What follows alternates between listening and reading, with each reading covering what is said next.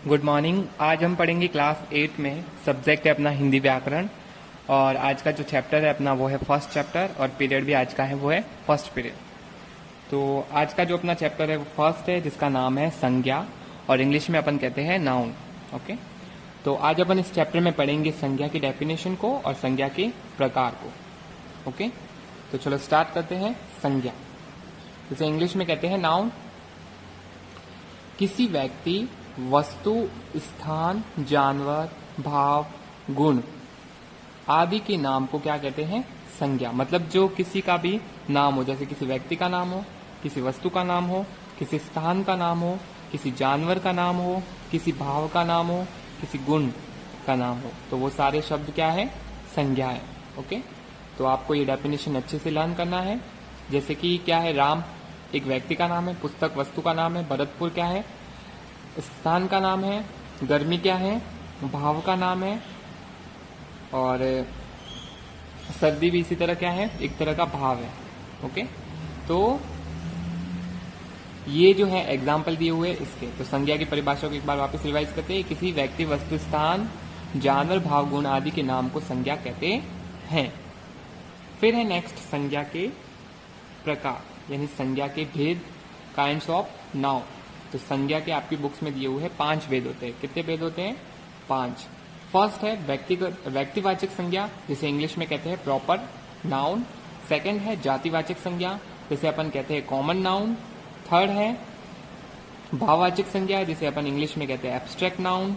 फिर है 4 जिसका नाम है समुदायवाचक या समूहवाचक संज्ञा, जिसे इंग्लिश में कहते हैं कलेक्टिव नाउन।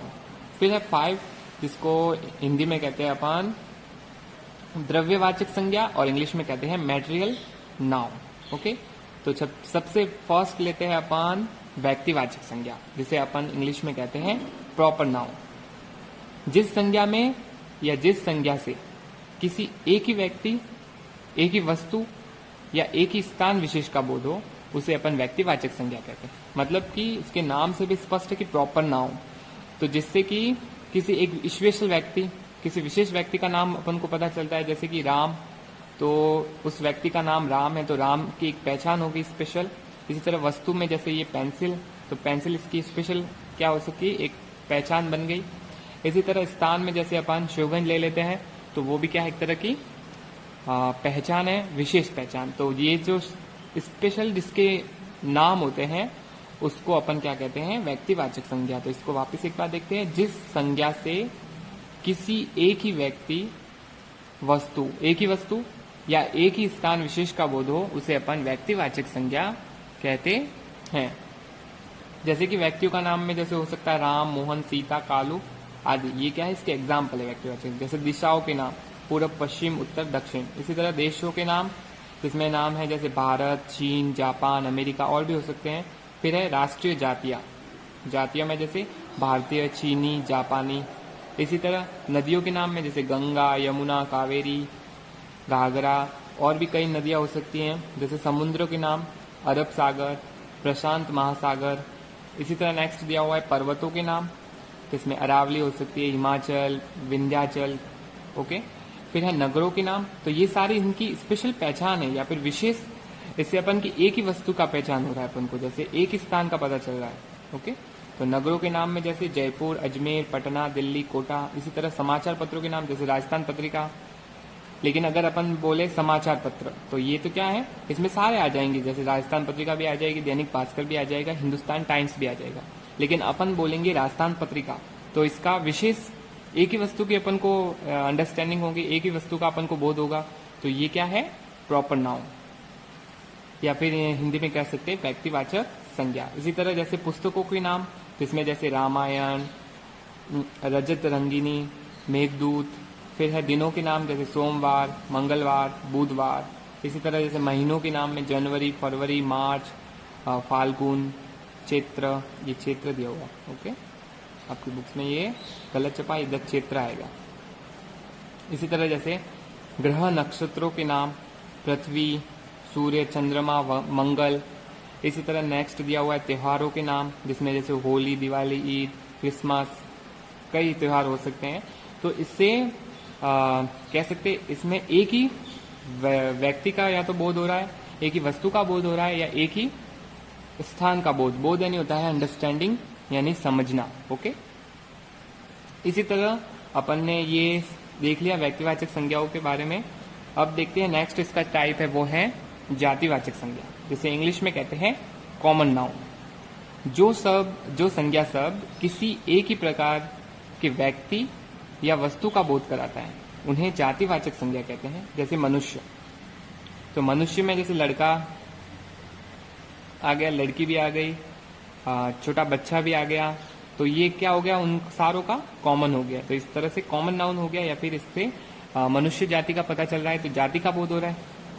ओके, इसी तरह से पहाड़, तो पहाड़ में सारे पहाड़ आ गए, जैसे मैंने ऊपर बताया था, अरावली, हिमालय, विंध्याचल, तो इसमें पहाड़ नाम है, तो इसमें सारे पहाड़ आ गए, तो ये क्या है, एक तरह का पहाड़ों का क्या है, उनका कॉमन है। इस तरह नदी, नदी में भी सारी नदियां आ गई, भाई, बहन, मामा, चाचा, बेटा, बेटी, माता, पिता, मंत्री, पंडित, जुलाहा, बाबू, प्रोफेसर, शिक्षक, कवि, लेखक, पुस्तक, घोड़ा, गाय, कौवा, तोता, मोर, कुर्सी, मेज, आम, शीशम, तूफान, बिजली, वर्षा, भूकंप, फूल आदि, ये सारे क्या हैं, कॉमन नाउन के एग्जाम्पल है। तो जो संज्ञा शब्द किसी एक ही प्रकार के व्यक्ति या वस्तु का बोध कराए, इसमें तो क्या होता था, जिससे कि अपन को एक ही वस्तु या स्थान का विशेष बोध हो जाता है, मतलब स्पेशली उसी वस्तु का। लेकिन इसमें क्या है, कॉमन है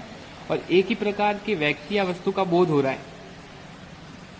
ओके, तो उसे अपन कहेंगे जातिवाचक, या फिर एक जाति का बोध हो। ये जो कह रहे हैं ना व्यक्ति वस्तु, इसकी जगह आप जाति लिख सकते हैं, तो जाति का बोध हो, एक ही प्रकार की जाति। जैसे मनुष्य, तो इसमें सारे जो जितने भी मनुष्य है वो सब आ गए।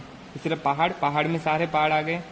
इसी तरह जैसे भाई, जैसे भाई में ये उसका भाई है, जैसे ये राम का भाई है, ये सीता का भाई है, तो ये भाई जब आ गया तो ये क्या बन गया, कॉमन, उसमें सबके भाई आ गए।